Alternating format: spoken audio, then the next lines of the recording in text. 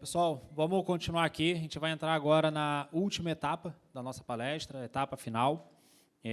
Vamos botar aí os slides, onde a gente vai agora falar, né, de toda a parte, de tudo isso que a gente tratou de imposto, né? Vamos trazer um planejamento, né, como a gente pode e consegue reduzir essa carga tributária, quais são os desenhos que a gente já está montando, né, para não impactar tanto essa tributação. Mas antes disso também, a gente vai tocar num ponto, né, que é a parte imobiliária, né? A gente sabe que não só na sua empresa, né, você tem sua renda ali, mas às vezes você tem patrimônio, você vende imóvel, você aluga, né, você tem uma renda extra com uma locação, a gente sabe que investir em patrimônio é importante, então a gente precisa também trazer como é que vai funcionar esse impacto tributário para essa receita também, tá? Então a gente vai trazer essas informações antes de iniciar todo um planejamento para poder contextualizar todas essas mudanças até o momento, beleza? Então vamos lá. Pensando, né, na tributação para locação de imóveis e venda de imóveis, também terá impacto na nova tributação do CBS e do IBS, tanto na pessoa jurídica quanto na pessoa física. Aqui eu vou pontuar bastante na pessoa física, que eu sei que muitos empresários atuam essa renda como pessoa física e não como pessoa jurídica, tá? E hoje é um risco, né? Porque, além de todas essas mudanças para arrecadar a tributação, um dos pontos fortes é a fiscalização contra a sonegação. E a gente sabe que, na situação de locação, muita gente sempre sonegou. Aluga o imóvel, pede para o inquilino não declarar, que ele também não vai declarar, então eles vão encurtar isso, eles vão fiscalizar, e eu vou falar aqui nesses slides. Tá? E aí, como é que vai funcionar essa tributação? Primeiro, na locação. Tanto na locação quanto na venda, a gente vai ter dois redutores, tanto o redutor social quanto o redutor na alíquota. Como é que vai funcionar? Locação. Toda locação vai ter um redutor social de R$ 600 por imóvel alugado. Então, se você aluga um imóvel por R$ 5.000, não vai tributar sobre 5.000, vai tributar sobre 5.000 menos 600. E a alíquota do CBS-IBS, vamos supor que fique em 28%, vai ter uma redução na locação de 70%. Se ela tem 70%, é como se ela pagasse apenas 8,4% de CBS-IBS sobre essa renda de locação. Vamos supor, 5.000 menos 600, 4.400, paga 8,4%. Mateus, e os créditos? Sim, se a sua operação tiver crédito, você também vai poder descontar aqui na hora de pagar. Aí tem uma diferença. Na PJ, a gente tem uma situação mais ampla, né, que tudo que a gente tiver de crédito, a gente pode descontar, caso esse imóvel esteja sendo alugado pela PJ. Na pessoa física, não. Na pessoa física, a gente só vai poder ter crédito exatamente daquele custo de despesa referente àquele imóvel, né? Então, ele vai comprimir essa possibilidade de crédito. Então, mais uma oportunidade de fazer uma revisão e entender se vale a pena botar numa PJ, né, que sempre foi muito favorável em questão tributária, principalmente se agora for tributar tudo, né, e por segurança patrimonial também. Na venda de imóvel, né, a gente vai ter um redutor social de 100 mil no valor da venda, né, vende um imóvel de 1 milhão, vai reduzir 100 mil, vai tributar só sobre 900. Ou no terreno, se você vender um terreno, vai ter uma redução social de 30 mil. Já na alíquota de CBS-IBS, vai ter um redutor de 50%. Então, não vai pagar 28%, pagaria 14%. Também vai ter crédito, tá, nessa operação, tanto se for uma PJ, quanto se for uma pessoa física. Porém, na pessoa física, né, só vai pagar CBS-IBS se você atingir um teto, né, estabelecido em lei. E aí, esse teto seria através dessa informação. Quando você se torna um contribuinte obrigatório, né? Contribuinte obrigatório de pagar CBS-IBS. Se você, pessoa física, aqui eu não vou falar de pessoa jurídica, eu vou falar de pessoa física, tá? Se você fatura mais que 240 mil no ano anterior e, não é tem mais 3 imóveis distintos em locação, você está obrigado a pagar CBS-IBS. Perfeito? Aí eu botei uma observação aqui. O valor de 240 mil, que já foi perguntas aqui hoje, né, ele será sempre corrigido desde janeiro de 25 pelo IPCA. Então, em 27, talvez ele já não é mais 240, ele é 245 e por aí vai. Tá? Esse ponto aqui já está em lei determinado que todo ano vai ter a correção do IPCA. E aí, quem aluga imóvel tem que estar sempre atento a essas informações. Só que aqui o que acontece? Beleza, eu faturo 250 mil, mas, na verdade, eu só declaro 100, porque só aquele inquilino lá que declara e, consequentemente, me acusa para eu poder declarar. Porém, a Receita vai rastrear toda essa movimentação, eles vão cair em cima da renda de aluguel. Então, deixar de começar a tributar vai ter um risco imenso, né, deles cobrar os 27,5% que não estavam sendo pagos com mais multa e juros. Né? É um ponto que eu vou trazer aqui e vou dizer como eles vão fiscalizar isso. Eles realmente encurtaram essa situação e vão ficar atentos nessa renda de aluguel. Na venda de imóveis, se você vendeu mais de 3 imóveis no ano anterior, virou contribuinte obrigatório. Se você construiu um imóvel nos últimos 5 anos, você é contribuinte obrigatório. Vai pagar CBS, IBS, não tem para onde correr. Tem que fazer planejamento, se vale a pena continuar como CPF ou levar tudo para um CNPJ. Então, muita atenção nessa renda de locação. E aí, bateu o teto. Mateus, você disse ali, 240 no ano anterior. Beleza. Como é que funciona? Se até esse limite você não passar de 20%, você passou de 240, né? Mas não passou de 20%, no ano seguinte, você já está pagando CBS-IBS, contribuinte obrigatório. Passou mais de 20%, imediato, já começa a pagar CBS-IBS.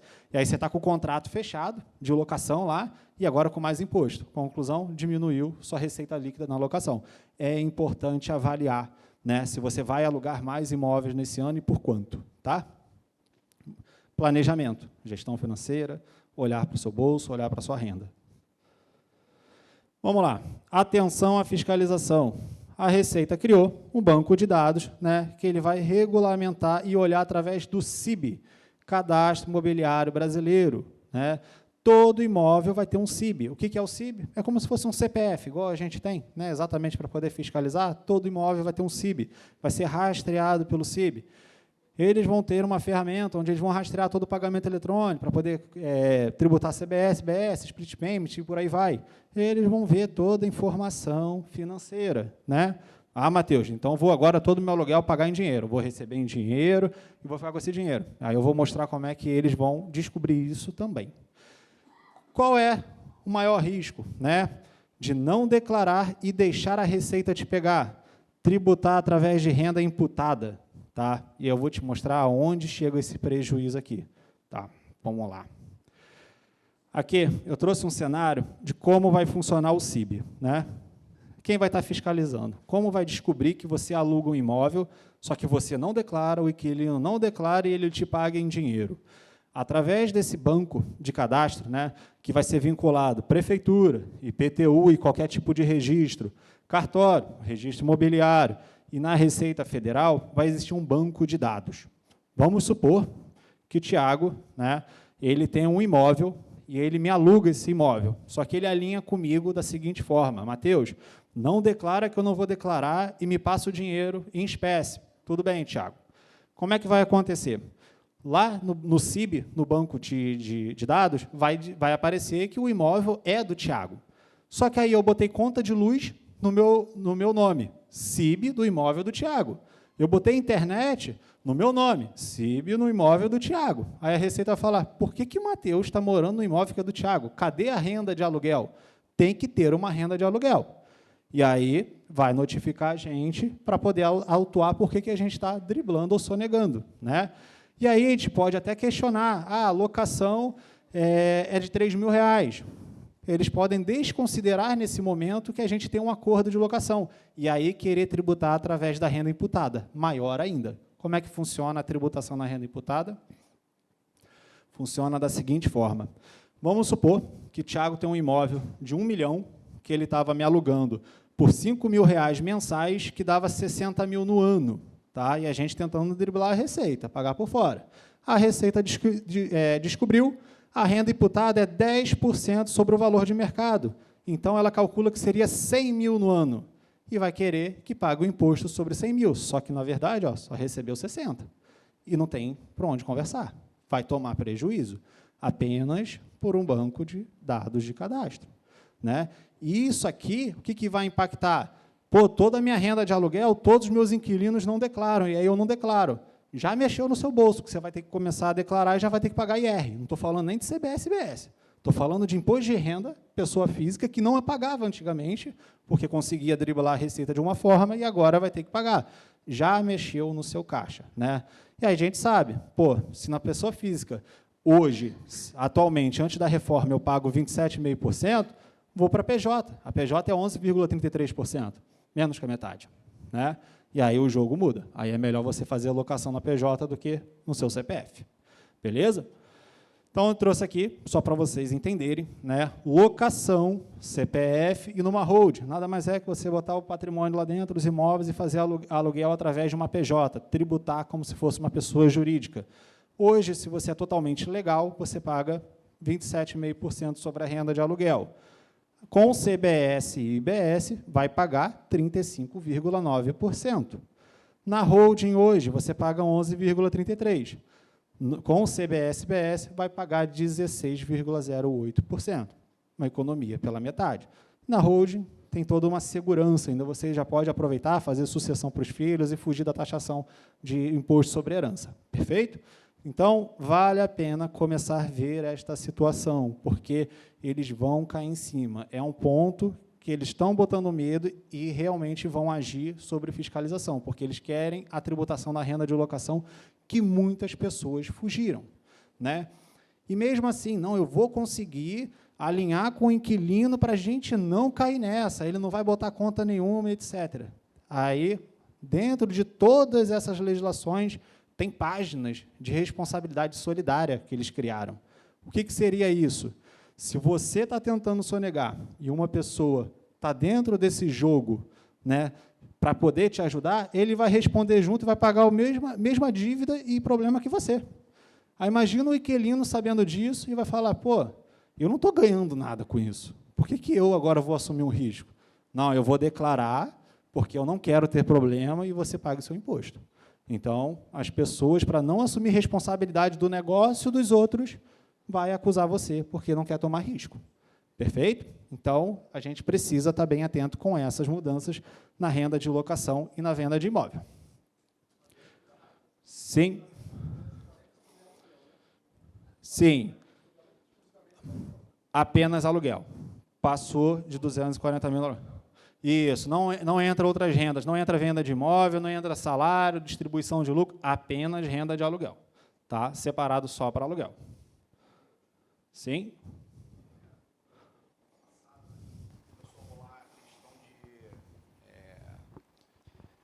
Ano passado começou a ser veiculado alguma coisa relacionada à invalidade jurídica das holdings. Como é que está isso? É viável ainda? Quer Sim. responder no final também? Sim. É um ponto que o Thiago vai trazer para a gente. Tá? O Thiago ele fica à frente de todo esse planejamento de hold aqui no escritório. Existe, sim, mudanças que a Receita está tentando prejudicar. Não vai acabar com os planejamentos de hold, mas vai tentar prejudicar. Talvez aquela eficiência que a gente conseguia numa proporção muito maior, não vai conseguir. Aí é montar planejamento e entender essa eficiência. Eles estão tentando prejudicar isso. Um exemplo, né? Vamos supor, você tem um patrimônio na pessoa física, aí você passa tudo para a pessoa jurídica para fazer uma hold patrimonial. Só que um desses imóveis é o imóvel que você mora. Não é mais seu, é da empresa. Aí o que a Receita pode entender? Cadê o pagamento de aluguel para a sua empresa e o imposto pago? Ela vai querer. Aí você vai perder como? Você vai ter que fazer um contrato de locação, R$3.000, para não perder na renda imputada. Entendeu? A eficiência do benefício pode diminuir, mas não vai acabar. Beleza? Opa. Aí vamos lá. Airbnb e o preço da temporada. Tá? Muitas pessoas trataram como locação, né? E no entendimento nunca foi locação, sempre foi um serviço de hotelaria, né? Mas como conseguia botar na tributação como locação, o pessoal foi agindo dessa forma. E muitos nem declaravam, né? Até o Airbnb ser prejudicado numa fiscalização e começar a acusar todo mundo e todo mundo ter que retificar a declaração e pagar um imposto com multa e juros. Então, na situação de locação, Se você aluga num período menos de 90 dias, não vai ser considerado locação, não vai ter redução de 70% do CBS-BS. Você vai pagar CBS-BS cheio, né? Que vai variar aí de 26,5% a 28%. A gente hoje está conversando que é uma média de 28%. Então, o serviço de hotelaria não vai ter redução de 70%, só a locação. Então, eu tenho minha casa de praia que está lá no aplicativo alugando, não vai ter redução de 70%, vai pagar CBS-BS cheio. Tá? Outra situação, essa aqui é importantíssima, levar para uma pessoa jurídica. Aí você pode hoje botar no Simples Nacional e pagar 6%, inicial de 6%, já reduz bastante. Beleza? Então, quem tem essa situação também, para ter mais uma renda no seu dia a dia ou na sua vida, é importante também começar a planejar com essas situações. E é lógico, isso aqui aumentar, né, para essa locação e temporada, nossa viagem vai ficar mais cara, com certeza. Aquele imóvel que a gente alugava um pouquinho mais barato vai ficar um pouco mais caro. Talvez a gente não aluga mais a casa com piscina, né, só jardim. Mas faz parte do jogo, beleza? Vou chamar agora o Tiago para poder completar aqui essa etapa e começar nesse assunto aí de segurança patrimonial e planejamento. Obrigado, pessoal.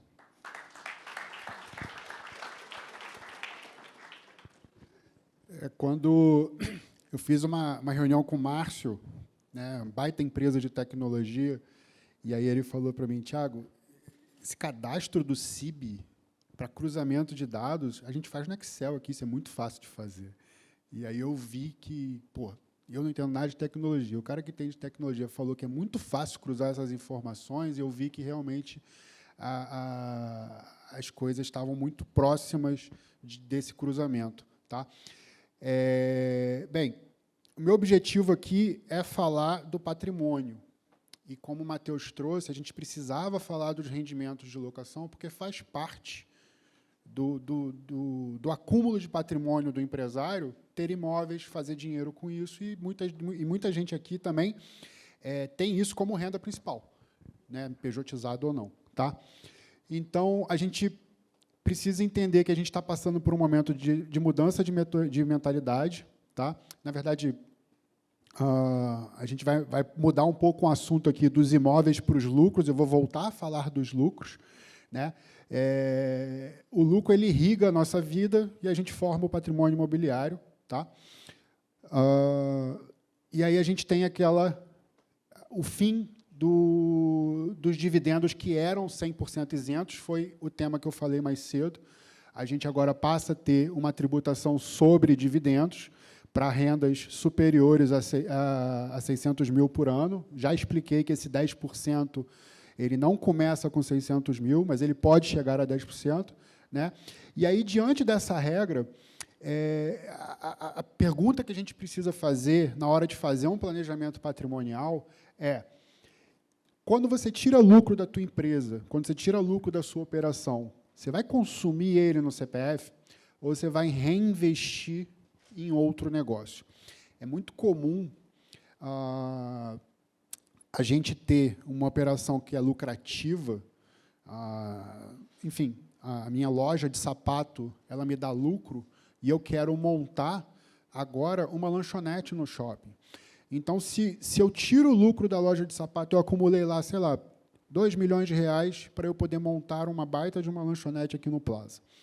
Se eu tiro esse lucro de uma empresa, levo para o meu CPF para eu investir na minha segunda empresa, eu vou pagar 10%, porque eu estou levando para o meu CPF e o meu CPF vai ser tributado como um CPF de alta renda.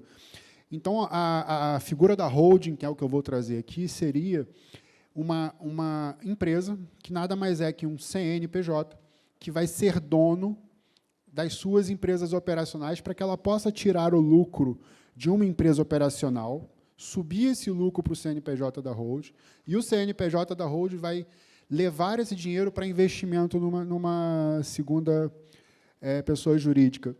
E aí, Bruno, sobre a tua pergunta da invalidade jurídica de uma holding, a gente tem que tomar cuidado para não cair numa questão de Acho que me fugiu a palavra aqui, eu falei com o Flora aqui há pouco. Simulação. É preciso ter finalidade econômica na holding.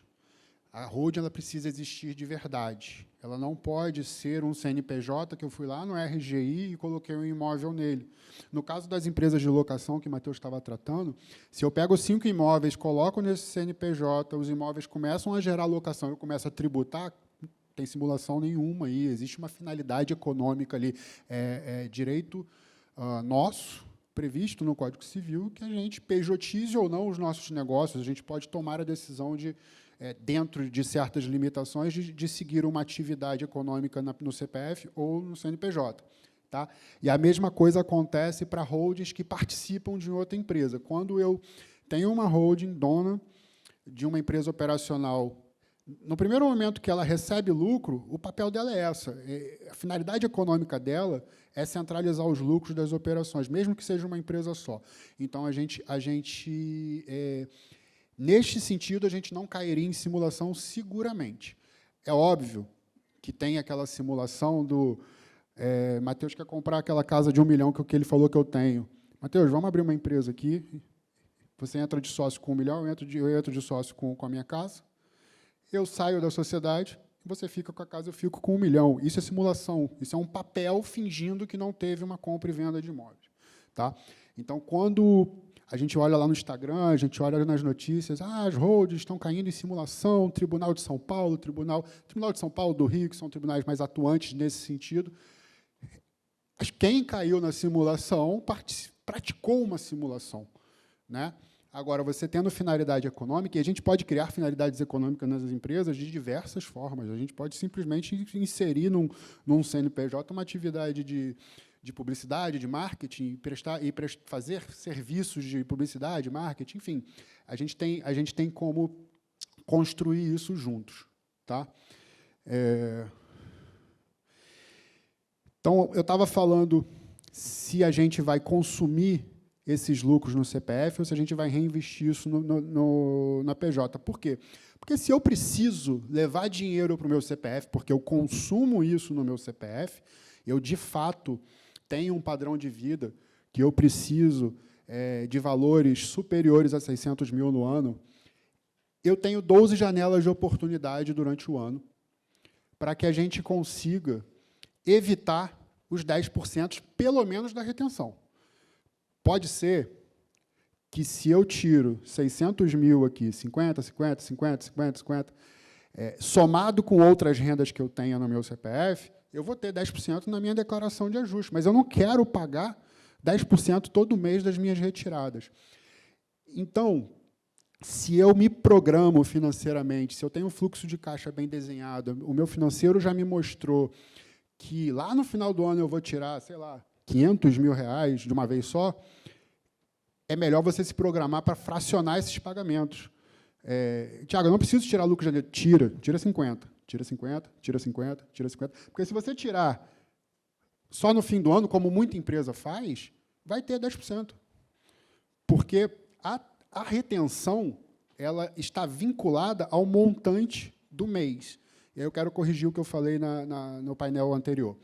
Eu falei de 49.999. Eu fui checar na legislação. 50 mil. 50 mil é um PIX que a gente pode fazer da empresa para o CPF. 50 mil e 1 centavo não pode. 50 mil e 1 centavo, eu vou ter um recolhimento de um DARF de 5.555,56 centavos. Tá? Então, um PIX até 50 mil, de fácil rastreabilidade da Receita, não precisa ter um DARF recolhido. Então, eu sei que já está no fluxo das empresas, às vezes trimestralmente, semestralmente, mas, olha, você tem uma janela de isenção aqui. Você vai distribuir 1 milhão aqui e 1 milhão aqui, distribui 50, 50, 50, 50, e aí você faz os 450. 50, 50, 50, 50, e faz os 450. É melhor fracionar os pagamentos com planejamento, e, para isso, para planejar, precisa ter uma gestão financeira, precisa ter fluxo de caixa, DRE, precisa ter tudo desenhado. Tá?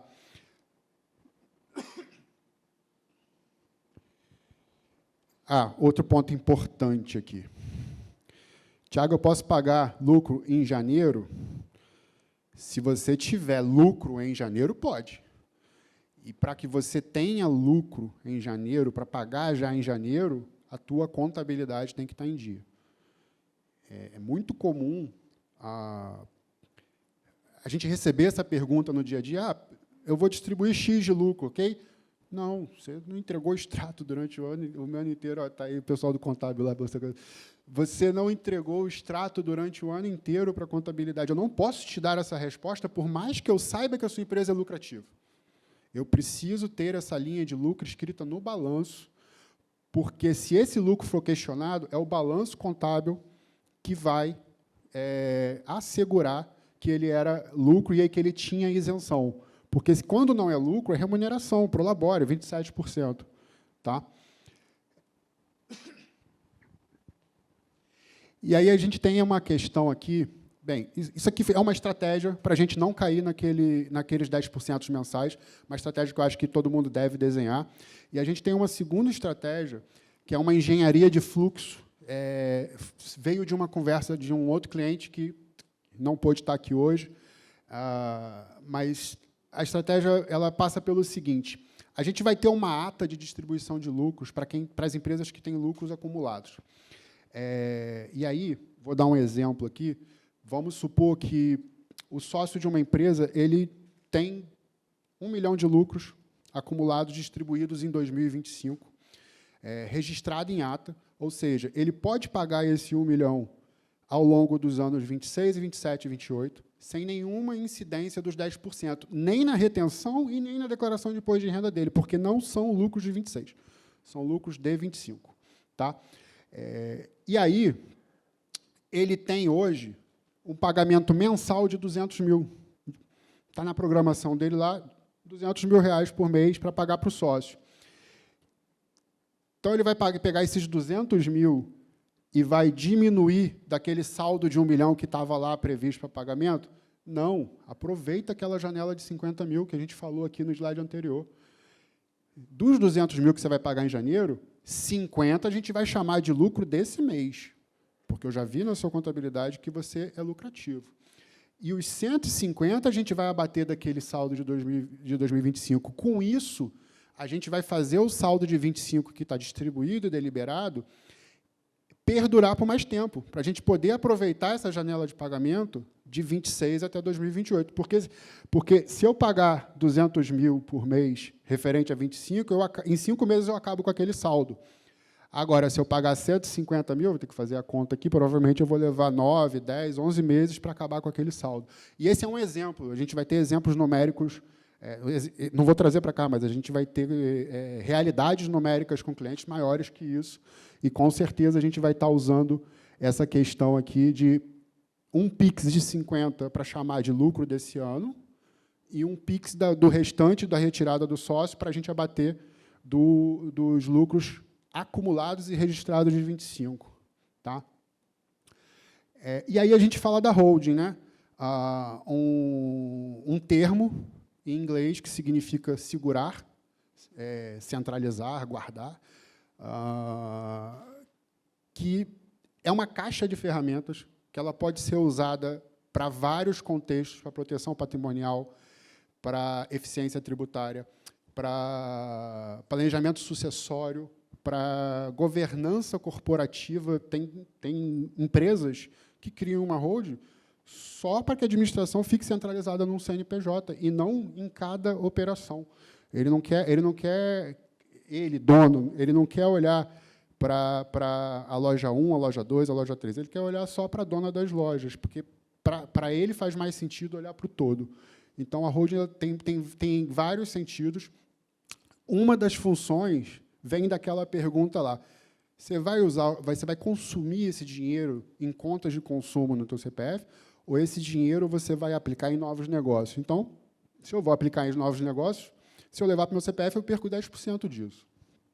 Se eu levar para a minha holding, é o mesmo dinheiro, não tem tributação. Eu boto lá na conta bancária da holding. E lá eu aplico num fundo de investimento. Obviamente, aplicações financeiras no CNPJ não são tão eficientes como na pessoa física, eles têm tributação, mas não podem ser descartadas, porque, com o planejamento, elas também têm uma boa rentabilidade. Tá? Então, a gente centraliza os lucros na holding, essa é uma função. A holding protege o lucro de uma tributação direta se fosse enviada para o sócio, não tem os 10%, né? E a empresa precisa ter a lógica do negócio, a substância econômica, que é exatamente o que a gente estava falando aqui. Isso não pode ser só um documento de papel. Ele precisa, de fato, ser dono de uma empresa, receber dividendos, precisa ter uma regra corporativa ali de mandar na empresa de baixo, enfim, ela tem que existir de verdade. Esse é um desenho bem simples de holding, uma estrutura que a gente costuma usar nos nossos projetos, tá? E quando você olha aqui, você tem uma empresa que funciona, uma empresa que já existe hoje, e o CPF estaria aqui.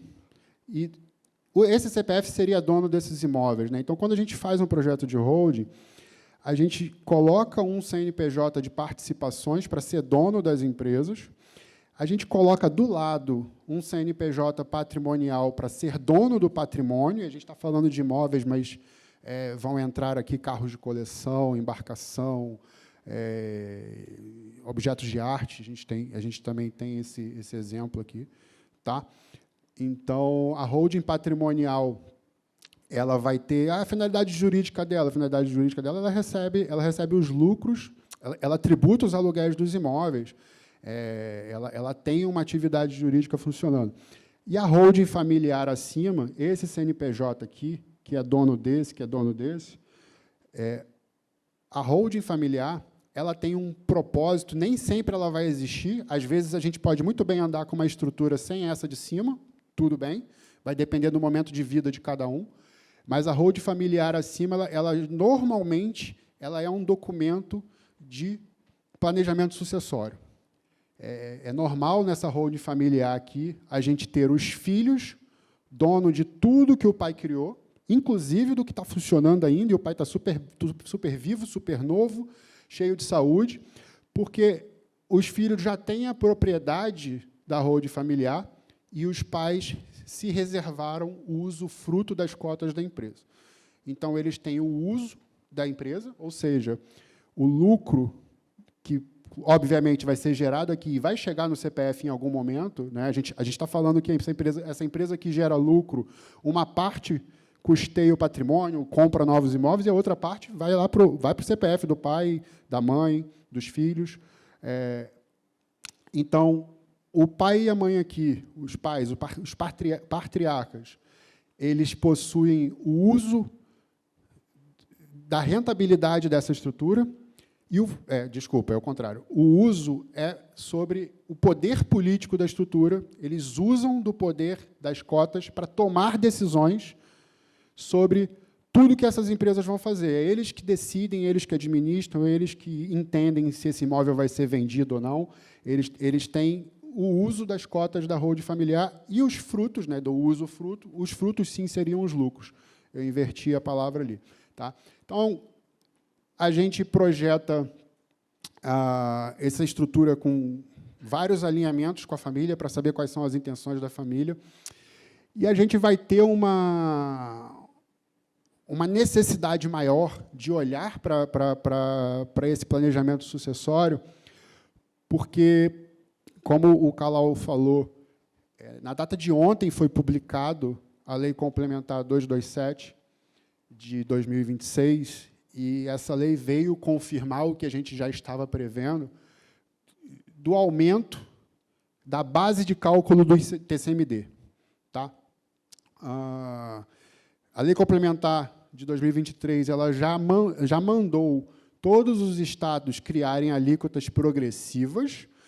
Isso aqui, o Rio de Janeiro já tem alíquotas progressivas de ITCMD. ITCMD é imposto de transmissão, causa-mortes ou doação. Imposto de herança, né? Mas que também vai recair sobre a doação. Tá? Eu vou doar meu imóvel para o filho. Tem imposto. Eu pago uma mesada para o meu filho todo mês. Tem imposto. Pode ser que a mesada esteja abaixo do limite esteja dentro do limite de isenção, mas uma mesada de 100 mil por mês tem imposto. Tá? Porque é doação.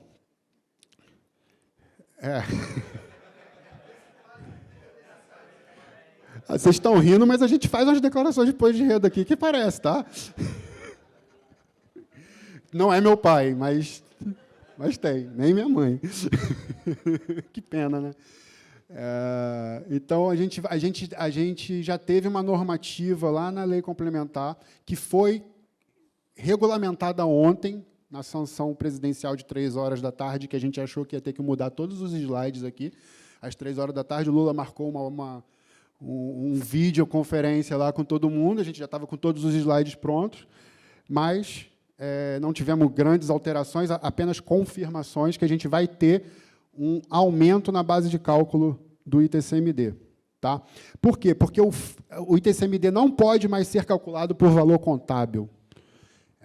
E isso aqui você vai falar assim, mas o ITD sempre foi calculado pelo valor venal do imóvel. Ok, o ITD sempre foi calculado pelo valor venal do imóvel. Mas, quando eu doava uma empresa para os meus filhos, eu doava pelo valor contábil. Eu não doava a empresa pelo valor venal.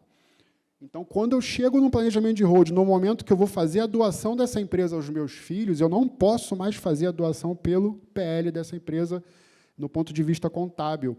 Eu tenho que trazer o PL dessa empresa para um valor de mercado, precificando esses imóveis com laudos. Então, o laudo já é um instrumento que custa caro, eu vou ter que chamar profissionais para fazer laudo dos imóveis.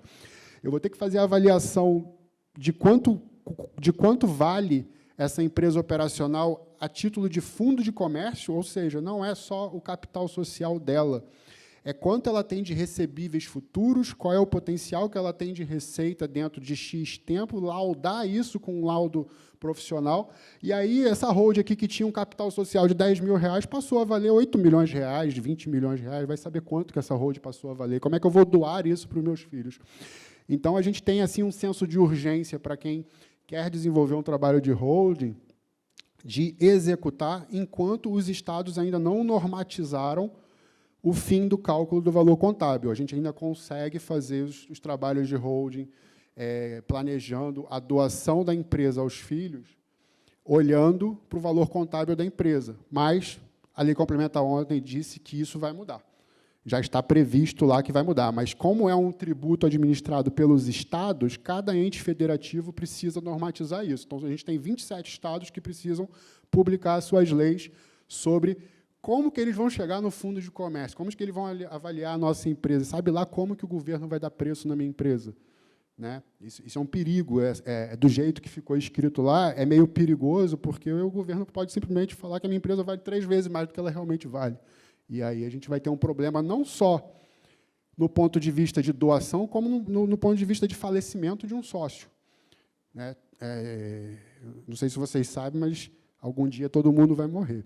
Então, quando a gente fala de holding, é muito difícil falar desse assunto em função disso, mas quando um sócio vem a falecer, as cotas da empresa entram em inventário. E a gente entrava com as cotas da empresa em inventário pelo valor contábil. Contador, me dá o balanço aí. O balanço da empresa tem R$200 mil de patrimônio líquido, o cara tinha 50%, é 100 mil que entra no inventário. Agora, as duas advogadas aqui na minha frente, vai ser necessário pedir um laudo de avaliação para um profissional habilitado, que a legislação não fala quem é o profissional habilitado, mas diz que é um profissional habilitado, para que ele avalie o fundo de comércio dessa empresa, para você poder levar para o inventário quanto que essa empresa, de fato, vale a nível de poder de mercado. Então, isso aqui ficou um pouco mais complicado, vai ficar mais complicado, mas ainda existe um espaço aqui para a gente fazer esse trabalho de holding. Tá? Esse é o assunto que eu estava me adiantando aqui. Né? O preço histórico não vai valer mais, a gente vai ter que fazer a avaliação a preço de mercado, né? O governo quer tributar o valor de hoje, e não quanto que essa empresa vale há 30 anos atrás, ou quanto que você comprou esse imóvel há 30 anos atrás, ele vai querer tributar pelo valor de hoje. E aí, de novo, é muito fácil o governo pegar os valores dos imóveis pelo CIB que está sendo criado. Tá? E a inclusão do fundo de comércio lá na legislação é uma coisa que preocupa a gente, porque é um cálculo que vai fugir da nossa mão. Tá? O laudo de avaliação, isso aqui é um assunto importante, não é o laudo de avaliação que eu estava falando aqui do fundo de comércio. Esse aqui é um assunto importante, principalmente para quem tem imóveis em estoque. Tá? Quando a gente começar a tributar IBS e CBS, a gente vai virar de 26 para 27 com imóveis no nosso estoque. E esses imóveis foram construídos ou estão em construção sem crédito de IBS-CBS. Né? Suponha que você tem lá um condomínio pronto, com 5 unidades à venda, você não tomou crédito de nada, você veio de um regime que não existia IBS-CBS, e, a partir de 27, começa a existir a CBS. A partir de 2027, começa a ter a CBS. Não é justo eu pagar CBS na venda do imóvel em 27 se eu construir ele sem crédito. Isso não existe. Obviamente, todo mundo levantou a mão em Brasília. E aí tem a figura do laudo de avaliação. As empresas, elas vão emitir laudo de avaliação a preço de mercado daquele imóvel, porque no contábil é custo. Quanto que eu paguei para construir. Mas quanto que ele vale a mercado? Então, a gente vai ter aí uma demanda por esses profissionais que emitem laudo de avaliação para imóveis, e aí a empresa vai ter lá um inventário, um estoque. Eu tenho esses imóveis, fiz o laudo de todos eles, eu tenho laudado que o imóvel que eu paguei 500 para construir vale 1 milhão. E quando eu for pagar o CBS da minha venda, suponha que eu vendi aí por 1,5 milhão, eu vou pagar CBS só de 1,5 milhão menos 1 milhão. Eu tenho a necessidade de gastar esse dinheiro com laudo para pagar menos imposto na venda. Eu preciso marcar a valor de mercado dos meus imóveis. E a gente não sabe na legislação, porque a normativa não saiu ainda, se essa sistemática vai se estender para os CPFs, porque você imagina que o CPF que vire contribuinte obrigatório de CBS, ele vai estar no mesmo barco.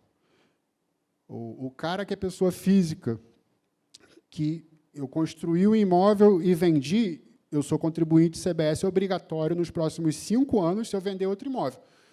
E aí, se eu vender um imóvel que já estava no meu estoque, eu deveria ter feito o laudo dele 31/12/26.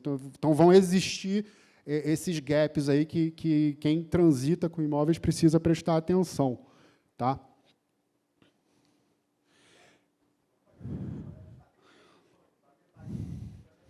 Você vai ter que laudar essa construção. Você vai ter que laudar a construção. A normativa não saiu ainda, do mesmo jeito que várias outras normativas não saíram ainda. A gente tem lei complementar que diz como que as coisas, como que o Brasil quer que as coisas aconteçam. E a gente vai ter normativas para dizer como que isso vai ser operacionalizado pela Receita Federal, o que ela vai exigir. E essas normativas não saíram ainda. Tá? Mas eu acredito que a gente vai laudar, inclusive, canteiro de obra. Tá? A gente vai ter que fazer... Ou você abre mão do crédito. Tiago, vou chamar um cara para fazer um laudo aqui, não sei o quê, eu gastei pouco aí, vai vir muito crédito pela frente, eu abro mão. Mas a legislação prevê que a gente tem essa janela de oportunidade aí para poder travar o preço dos imóveis. Tiago, então, indiferente se construção comercial ou residencial, indiferente. Na verdade, a gente tem que olhar se a pessoa, no momento da venda, ela é contribuinte da CBS e do IBS. Se for pessoa jurídica, independente da finalidade do imóvel. Independente da finalidade do imóvel. Se a empresa tem um imóvel hoje, mesmo que ela use como ponto comercial dela, é melhor laudar, porque um dia você pode vender. E quando você for vender, vai ter IBS e CBS. Mas é imobilizado. Essa história acabou. É imobilizado da empresa, vai por a ganho de capital. Acabou. Na palestra do Calau, ele falou isso também. É um tributo de base ampla. Então, vendeu, vai ter IBS e CBS. Aí, para a gente não pagar o IBS e CBS do valor cheio, a gente tem o laudo do imóvel para poder fazer como se existisse crédito naquele valor. Tá? Mas a gente também não sabe como é que é a normativa disso ainda. Então, uma execução de um projeto de hold ele começa sempre de baixo para cima. Primeiro a gente pega os bens da família e coloca dentro de um CNPJ. Aí a gente estrutura essas holds naquele desenho que eu mostrei e depois faz a doação das cotas da empresa para os filhos. É uma operação que costuma atingir nem 10% de um inventário. Vai depender muito, obviamente, do valor dos imóveis, porque os imóveis vão entrar num campo de incidência de TBI, de imunidade, que a gente vai discutir com as prefeituras.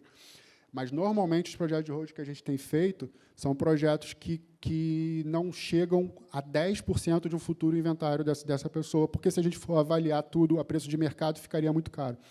Tá? Ficaria uma estrutura nesse sentido. Tá um desenho mais informativo aqui, porque a gente vai depois liberar os slides para vocês, né? E dentro dessa operação aqui, aonde a gente traz os herdeiros para serem donos do patrimônio da família e os pais comandarem tudo, a gente entra com algumas cláusulas. A cláusula de usufruto, acho que é a mais entendida de todos, né, que os pais não são donos da empresa, mas eles detêm o usufruto da empresa. Golden Share é uma cláusula de ação preferencial. A gente normalmente pode inserir uma Golden Share nas empresas para que os pais tenham uma decisão diferente do que os filhos, porque os filhos são os proprietários da holding, mas, diante do usufruto, a Golden Share ela pode criar uma negativa. Então, vou dar um exemplo aqui nessa questão aqui. Tem 2 imóveis aqui. O imóvel número 1 é do filho, o imóvel número 2 é da filha.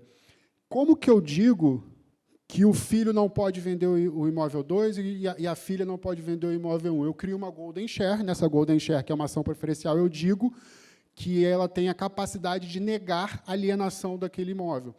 Então, é uma cláusula que como se fosse um super trunfo, né, um coringa, ela vai dar direito ali a determinado sócio da empresa a negar algum tipo de ação da empresa. Lucros desproporcionais, eu acho que isso aqui é uma cláusula, mas deveria estar em todos os contratos sociais onde a proporção de lucros pode ser diferente. Isso aqui tem que estar escrito no contrato social das holdings. Incomunicabilidade, empenhorabilidade. Incomunicabilidade significa que eu doei a minha empresa para minha filha. Minha filha vai se casar. Eu não quero que, no meu falecimento, ela se separe do genro e as cotas fiquem com o genro. Então, eu gravo as cotas com incomunicabilidade. Não vai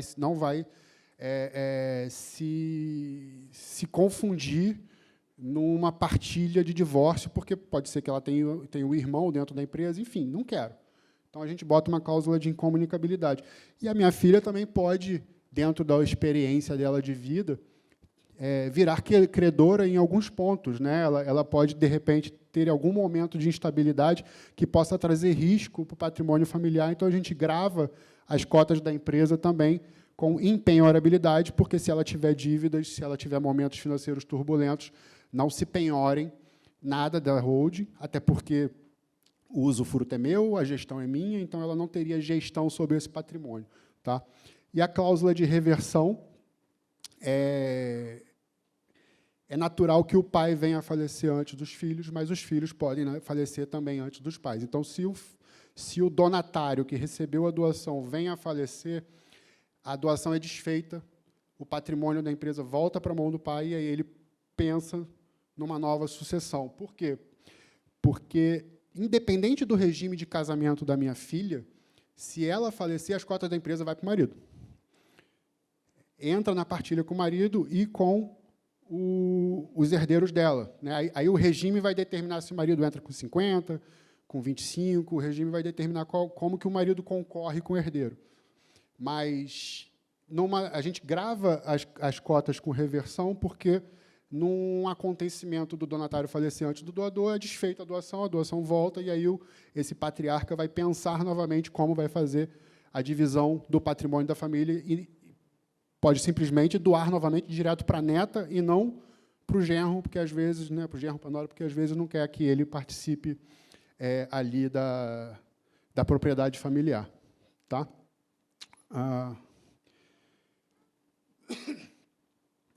Então, a reforma tributária, o planejamento é a melhor obra que a gente pode fazer, é um ano de planejar, é um ano que a gente está aqui para tentar trazer para vocês a maior quantidade de informação possível para que vocês se planejem e que vocês contem com a gente para a gente participar desses planejamentos, também trazendo para a gente as informações necessárias, tá? Eu vou abrir para dúvida, aí vamos falar de dúvidas, tanto da questão de locação e imóveis, como as estratégias de lucro e a holding familiar. Só esperar o microfone chegar aí, Bruno.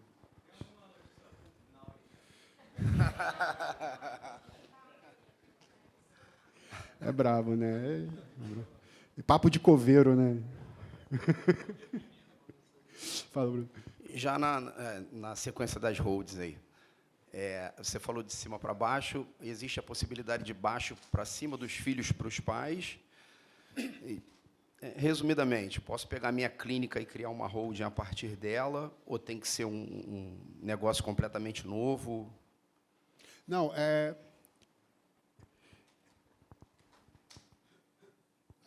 a tua clínica já existe, ela já está aqui. Ela já é uma empresa em funcionamento, como muitas empresas que já estão aqui com a gente. O primeiro passo seria você fazer a cessão das suas cotas para um CNPJ que você vai abrir. É como se você vendesse a holding, só que a gente vai fazer por uma integralização de capital. A holding não, a clínica. Né? É como se você vendesse a sua clínica para um CNPJ, só que esse CNPJ não é de terceiros, é seu. E aí, se seus filhos vão participar desse CNPJ ou não, a gente precisa criar um planejamento dos objetivos de como que você quer que isso seja feito. Tá? Existe um impacto tributário aqui diferente do que eu doar à empresa aqui em cima. E aí é uma questão numérica que eu não vou conseguir explicar aqui no painel. Mas, normalmente, a gente faz um primeiro movimento do CPF saindo e, de fato, existindo uma empresa controladora, para depois conectar a holding familiar nessa empresa controladora. Nada impede que exista só essa estrutura, tá, Bruno? Nada impede que fique só desses 2 bloquinhos de Lego aqui e não exista o restante. Mas, Tiago, eu tenho patrimônio. Mas é possível. É possível, é possível. Eu tenho patrimônio. Posso botar aqui? Olha, clínica médica é um fator de risco. A clínica de saúde, no geral, é um fator de risco. Qualquer fator de risco que você tenha na sua operação, construção civil, comércio com muitos funcionários, indústria, tudo é fator de risco. Então, se eu tenho uma demanda trabalhista, principalmente, na minha empresa operacional, do qual eu quero discutir, do qual eu não quero pagar agora, eu quero discutir, eu não estou errado, eu vou discutir, pode ser que o juiz aqui da vara do trabalho mande penhorar alguma coisa dos imóveis. Exato. Essa linha separada, não estou dizendo que não chegue aqui, chega aqui. Se tiver dolo, se tiver administração, e principalmente o dolo, né, de que, de fato, você não poderia estar praticando o que você praticou aqui, vai chegar nos seus imóveis, mas a gente vai ter é igual um carro blindado. Acho que algumas pessoas que eu conversei de road já escutou falando isso.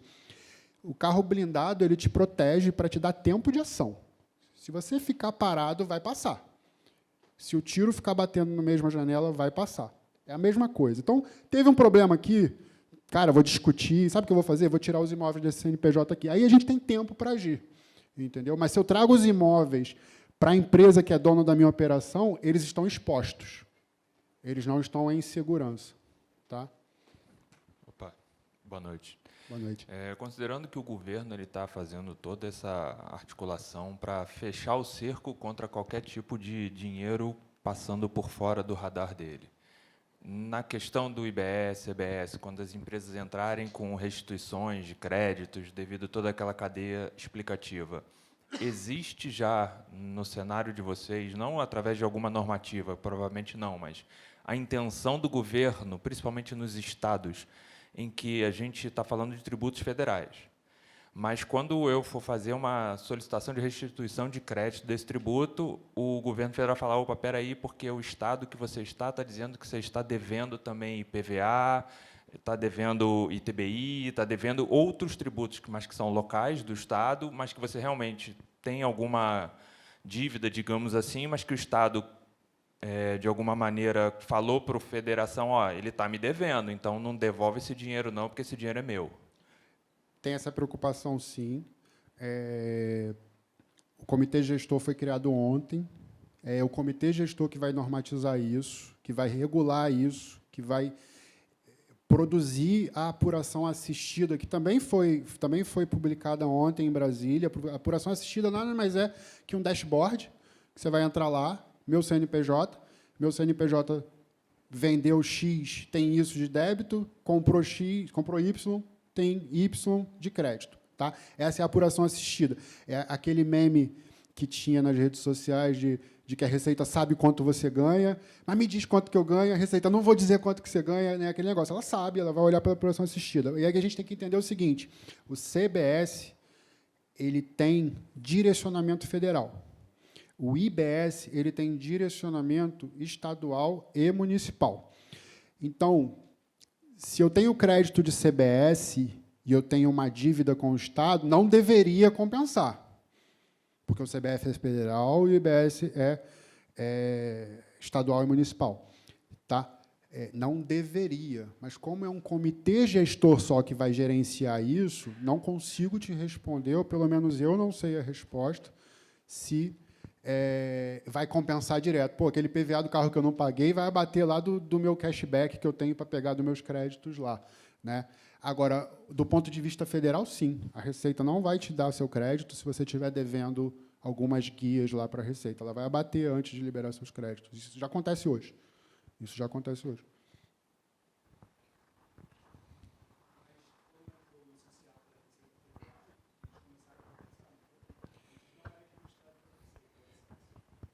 O INSS não era gerenciado pela Receita Federal, e aí a gente entrou nessa questão de eu tenho crédito, mas se eu tenho débito de INSS, começar a compensar automaticamente, mas houve a centralização da gestão sobre a tesouraria desse dinheiro. Né? O ponto ali é que, se o CBS é federal e o IBS é dos municípios e Estado, não deveria misturar as coisas. Mas, como está tudo centralizado no comitê gestor, que foi um órgão criado para isso, eu acredito que possa acontecer a sua dúvida. O IPVA vai ser quitado antes de você receber seu crédito. Pode acontecer, IPVA, IPTU.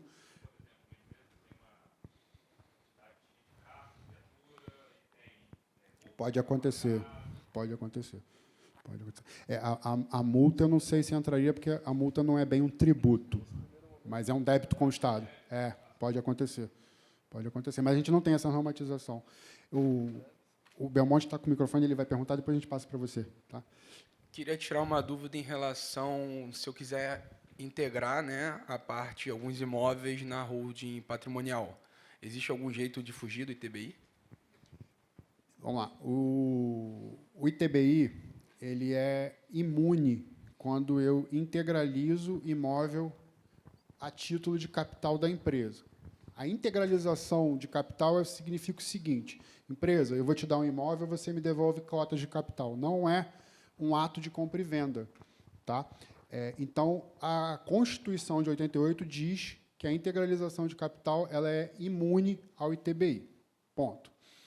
Porém, em algumas discussões judiciárias, houve o voto de um ministro que falou que o ITBI ele é devido pelo valor venal.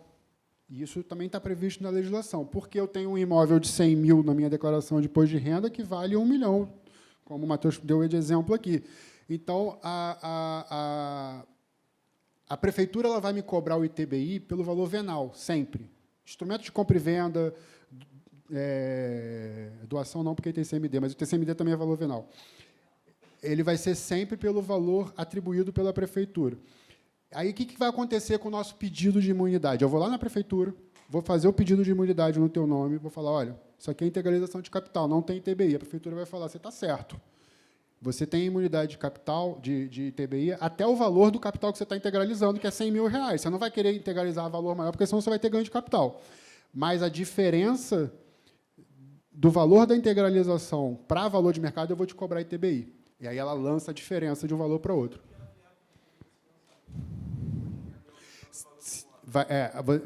Aí você consegue fazer, porque o seu custo de aquisição do imóvel ele está na sua declaração de imposto de renda, a comprovar, mas está lá, e aí você vai poder usar o valor que você vai atribuir de capital. Porque qual é o problema do meu imóvel de 100 mil? Se eu colocar ele como 1 milhão de capital, que é o valor de mercado dele, eu tenho um ganho de capital para tributar aí de 15%. E aí o ITBI é 2,5%, é melhor pagar o ITBI, entendeu?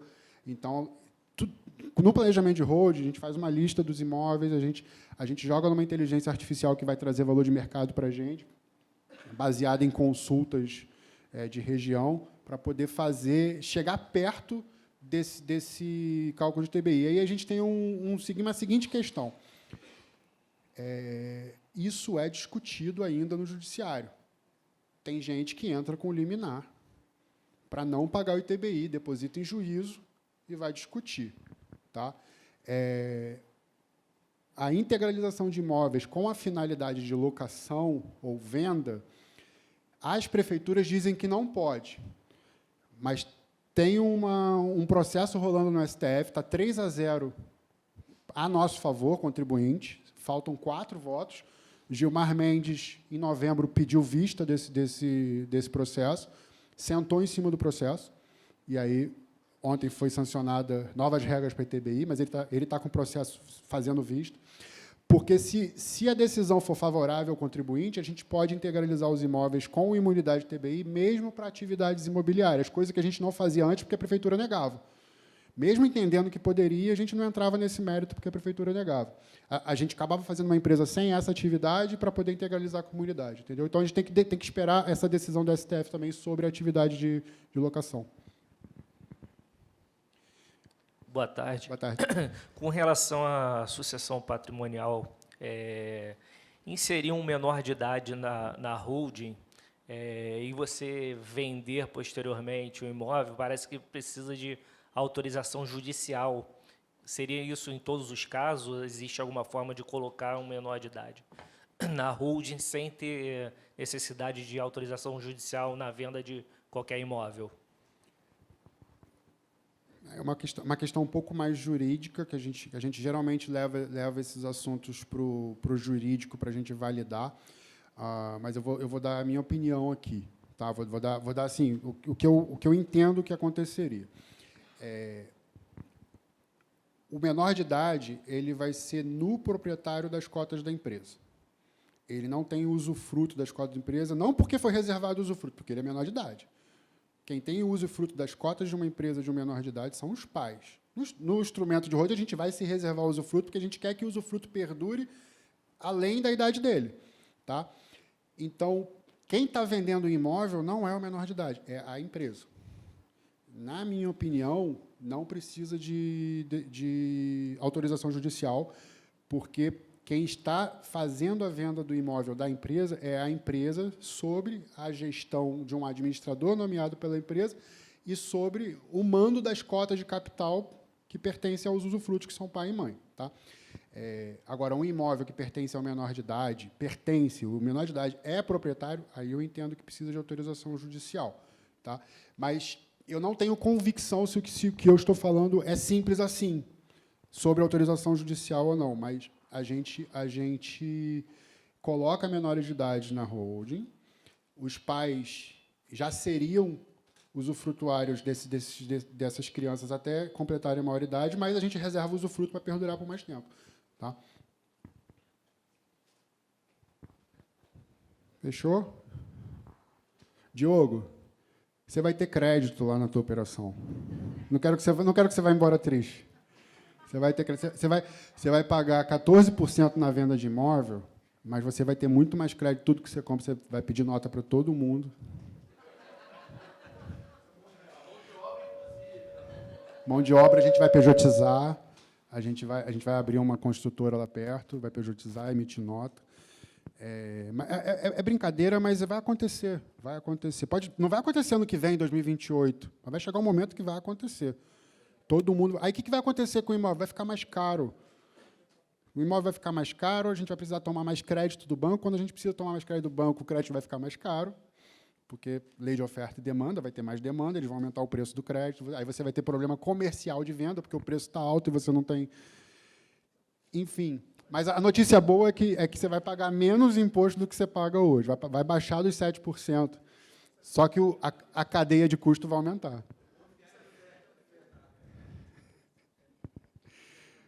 Beleza, gente?